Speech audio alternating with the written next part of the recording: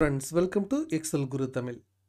எப்படி நீங்கள் ஒரு ஃபார்முலாவை எக்ஸலில் கற்றுக்குறீங்களோ அதே மாதிரி எப்படி ஒரு ட்ராக்கர் அண்ட் டெம்ப்ளேட் க்ரியேட் பண்ணுறதை எப்படி கற்றுக்குறீங்களோ அதே மாதிரி எப்படி ப்ராப்பராக ஒரு பிரிண்ட் அவுட் எக்ஸலில் இருந்து எடுக்கிறது அப்படிங்கிறதையும் நீங்கள் தெரிஞ்சுக்க வேண்டியது ரொம்ப ரொம்ப அவசியம்.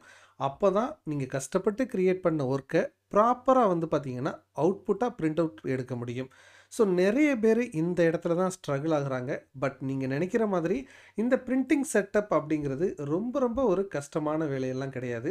ரொம்ப சுலபமான வேலை தான். பட் ஒரு சில ஸ்மால் விஷயங்கள் உங்களுக்கு தெரிஞ்சிச்சு அப்படின்னா நீங்களும் இதில் கலக்க முடியும். சரி, இந்த வீடியோவை ஸ்கிப் பண்ணாமல் பாருங்கள். உங்களுக்கு நான் எல்லா ஸ்பெஷல் பாயிண்ட்ஸையுமே உங்களுக்கு பாயிண்ட் பை பாயிண்ட்டாக இந்த வீடியோவில் எக்ஸ்பிளைன் பண்ணுறேன். ஸோ உங்களுக்கு இது ரொம்ப ரொம்ப ஹெல்ப்ஃபுல்லாக இருக்கும். சரி, இப்போது இங்கே நமக்கு ஒரு டாக்குமெண்ட் இருக்குது. இதில் பார்த்தீங்க அப்படின்னா இங்கே ஒரு டேட்டா இருக்குது. அதுக்கு கீழே போய் பார்த்தீங்க அப்படின்னா நமக்கு இங்கே ஒரு கிராஃப் இருக்குது. இப்போது நம்ம இந்த ஷீட்டை பிரிண்ட் அவுட் எடுக்க போகிறோம். ஓகேங்களா? ஸோ பிரிண்ட் அவுட் எடுக்கிறதுக்கு ஒரு சில ஆப்ஷன்ஸ் இருக்குது. நீங்கள் எக்ஸல் ஷார்ட்கட் Ctrl+P அப்படிங்கிறத அழுத்துனீங்க அப்படின்னா இந்த பிரிண்டிங் இந்த செட்டப்புக்கு போயிடும். இல்லை அப்படின்னா நீங்கள் என்ன பண்ணலாம்னா ஃபைலுக்கு போயிட்டு இங்கே பிரிண்ட்டுன்னு இருக்கும், இதை கிளிக் பண்ணிங்கனாலும் பிரிண்ட்டுக்கு போயிட முடியும். அதே மாதிரி நீங்கள் ஷார்ட்கட் இங்கே இருக்கும். ஸோ இந்த ஏரோ மார்க்கை கிளிக் பண்ணிங்க அப்படின்னா இங்கே பிரிண்ட் ப்ரிவ்யூ அண்ட் பிரிண்ட்டுன்னு சொல்லிட்டு ஒரு ஆப்ஷன் இருக்கும்.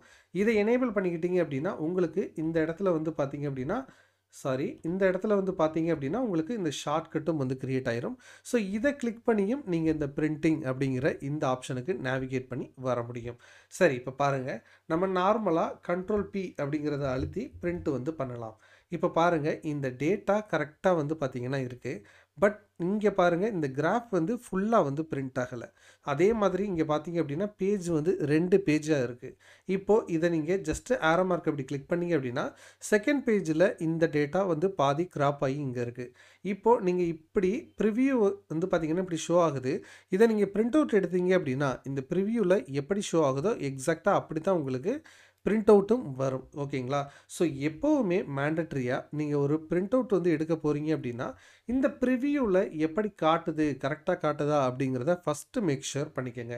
அதே மாதிரி இந்த செட்டப்பில் இந்த இடத்துல என்ன இருக்கும் அப்படின்னு பார்த்தீங்கன்னா எந்த பிரிண்டரில் நீங்கள் எடுக்க போகிறீங்க அப்படிங்கிறது இருக்கும்.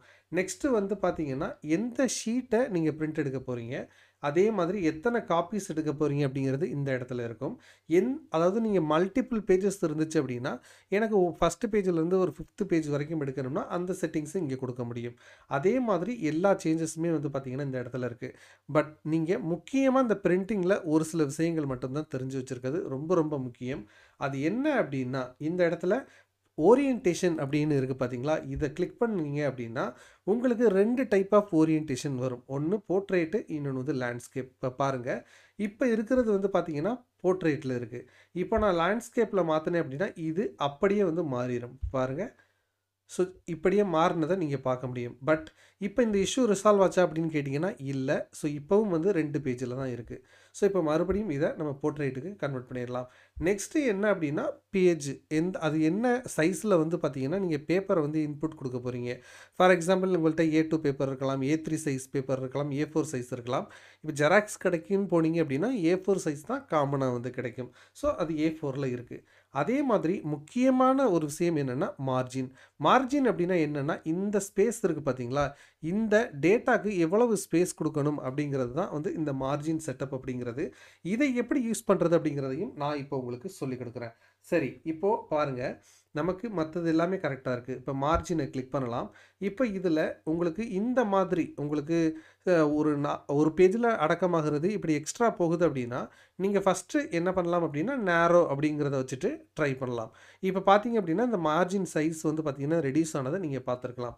இப்போ இந்த இடத்துல நோ ஸ்கேலிங் அப்படின்னு சொல்லிட்டு இருக்கு இல்லையா?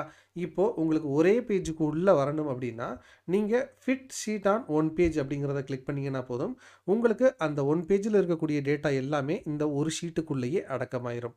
பட் நீங்கள் நல்லா கவனிச்சுக்கணும், இன்னும் நிறைய டேட்டா இருந்துச்சு அப்படின்னா இந்த டேட்டா உங்களுக்கு பார்க்க முடியாது. நீங்கள் பிரிண்ட் அவுட் எடுத்தீங்க அப்படின்னா ரொம்ப சின்னதாக இருக்கும். இதை எப்படி ரெக்டிஃபை பண்ணுறது அப்படின்னு பார்த்தீங்க அப்படின்னா அதுக்கு நீங்கள் இந்த பேஜ் லேஅவுட் அப்படிங்கிற இந்த செக்ஷனுக்கு போயிருங்க. இதில் நம்ம ஏற்கனவே அங்கே பார்த்தோம் இல்லையா, அந்த எல்லாமே பார்த்தீங்கன்னா இந்த இடத்துல இருக்கும். அடிஷ்னல் ஃபீச்சர்ஸுக்கு இந்த ஏரோ மார்க்கை கிளிக் பண்ணிங்கன்னா உங்களுக்கு அடிஷ்னல் ஃபீச்சர்ஸும் வரும். இப்போ நான் சொன்னேன் இல்லையா, உங்களுக்கு ஃபுல் டேட்டாவும் விசிபிளா இருக்காது அப்படின்னு சொல்லிட்டு. ஸோ, அப்போ எந்த அளவுக்கு இந்த பேஜ்ல டேட்டா இருக்கோ, அந்த அளவுக்கு பார்த்தீங்கன்னா சுருக்கமாகும் டேட்டா. அதை எப்படி நீங்க தெரிஞ்சுக்கிறது அப்படின்னா, இந்த ஸ்கேல் அப்படின்னு சொல்லிட்டு ஒரு செக்ஷன் இருக்கு பாருங்க. இதில 76% அப்போ உங்களுக்கு டேட்டா வந்து பார்த்தீங்கன்னா, கிட்டத்தட்ட ஒரு 24% வந்து சின்னதா இருக்கு அப்படிங்கிறது அர்த்தம். இப்ப இத இன்கிரீஸ் பண்றதுக்கு நீங்க என்ன பண்ணலாம் அப்படின்னா, மார்ஜினுக்கு போயிட்டு இப்ப பாருங்க, நார்மல் அப்படின்னு இருந்துச்சுன்னா 68% தான் உங்களுக்கு விசிபிள் ஆகும். அப்போ இத இன்னும் கொஞ்சம் டேட்டாவ பெருசு பண்றதுக்கு, நீங்க இந்த நேரோ அப்படிங்கிறத குடுத்தீங்க அப்படின்னா, அங்க இன்கிரீஸ் ஆகுறத பார்க்க முடியும். அதே மாதிரி இந்த டேட்டாவ ஓரியன்டேஷன் மூலமா ஏதாவது இன்கிரீஸ் பண்ண முடியுமா அப்படின்னு பார்க்கலாம். இப்போ போர்ட்ரெய்ட்ன்னு இருக்கிறத லேண்ட்ஸ்கேப் அப்படின்னு குடுத்தீங்க அப்படின்னா, இன்னும் கொஞ்சம் இன்கிரீஸ் ஆகுது. இப்போ நீங்க பிரிண்ட் பிரிவ்யூ குடுத்து பாருங்க. உங்களுக்கு இந்த டேட்டா இன்னும் கொஞ்சம் பெருசா வந்து பார்த்தீங்கன்னா, விசிபிள் ஆகுறத பார்க்க முடியும். பட் நல்லா கவனிச்சு பாருங்க. இந்த டேட்டா ஒரு சென்டர்ல வந்து இல்ல. நீங்க பார்த்தீங்கன்னாவே தெரியும். எப்பவுமே நீங்க எக்ஸெல்ல நார்மலா பிரிண்ட் குடுத்தீங்க அப்படின்னா, அது என்ன பண்ணும் அப்படின்னா, டாப் செல்ல வந்து பார்த்தீங்க அப்படின்னா, அதாவது லெஃப்ட்ல டாப்ல அந்த செல்ல தான் வந்து ஃபர்ஸ்ட் இதா வந்து கருதி என்ன பண்ணும் அப்படின்னா, அந்த ஓரியன்டேஷன்ல தான் வச்சுக்கும். இத நீங்க சென்டர் பண்றதுக்கு, நீங்க என்ன பண்ணுங்க, ஜஸ்ட் இந்த ஆரோ மார்க்க கிளிக் பண்ணுங்க. இதுல இந்த மார்ஜின் அப்படின்னு சொல்லிட்டு இருக்கு இல்லையா? இத கிளிக் பண்ணுங்க. இதுல சென்டர் ஆன் பேஜ் அப்படின்னு சொல்லிட்டு, இந்த ஹரிசாண்டல், வெர்டிகல் அப்படின்னு சொல்லிட்டு இருக்கும். இது 2யும் குடுத்துட்டீங்க அப்படின்னா, உங்களுக்கு அந்த டேட்டா வந்து பார்த்தீங்கன்னா, சென்டருக்கு வந்துரும். இப்ப பாருங்க, இத பிரிண்ட் பிரிவ்யூ குடுக்கலாம். இப்ப பார்த்தீங்க அப்படின்னா, இந்த 2 டேட்டாவும் சென்டருக்கு வந்தத நீங்க பார்க்க முடியும். ஸோ, இப்படி தான் வந்து பார்த்தீங்க அப்படின்னா, நீங்க எக்ஸெல்ல ஒரு சில சேஞ்சஸ ப்ராப்பரா பண்றதன் மூலமா, உங்களுடைய டேட்டாவ நீங்க கஷ்டப்பட்டு உருவாக்குன டேட்டாவ ரொம்ப ப்ராப்பரா வந்து பார்த்தீங்கன்னா, பிரிண்ட் அவுட் வந்து எடுக்க முடியும். நெக்ஸ்ட் வீடியோல இன்னும் ஒரு சில செக்ஷன்ஸ் எல்லாம் இருக்கு. எப்படி அந்த ஹெட்டர், ஃபூட்டர் வந்து ஆட் பண்றது, அதே மாதிரி எப்படி ஒரு ஹெட்லைன எல்லா டேட்டாலயுமே ரிப்பீட் பண்ண வைக்கிறது என்பது உள்ளிட்ட பல்வேறு விஷயங்கள வந்து அடுத்த வீடியோல வந்து நான் உங்களுக்கு சொல்லிக் குடுக்க போறேன். ஸோ இந்த வீடியோவ எப்படி நீங்க ஸ்கிப் பண்ணாம பார்த்தீங்களோ, அதே மாதிரி நெக்ஸ்ட் வீடியோவையும் கிளிக் பண்ணி பாருங்க. நீங்க இந்த எக்ஸெல்ல எப்படி பிரிண்ட் பண்றது அப்படிங்கிறது குறித்து முழுமையாக வந்து தெரிஞ்சுக்க முடியும். Thank you so much for வாட்சிங். இது எக்ஸெல் குரு தமிழ். இந்த வீடியோ யூஸ்ஃபுல்லா இருந்துச்சுன்னா மறக்காம லைக் போடுங்க. மற்ற வீடியோக்களையும் பாருங்க. தொடர்ச்சியாக நம்ம சேனல்ல வீடியோஸ பார்க்குறதுக்கு சப்ஸ்கிரைப் பண்ணி சப்போர்ட் பண்ணுங்க.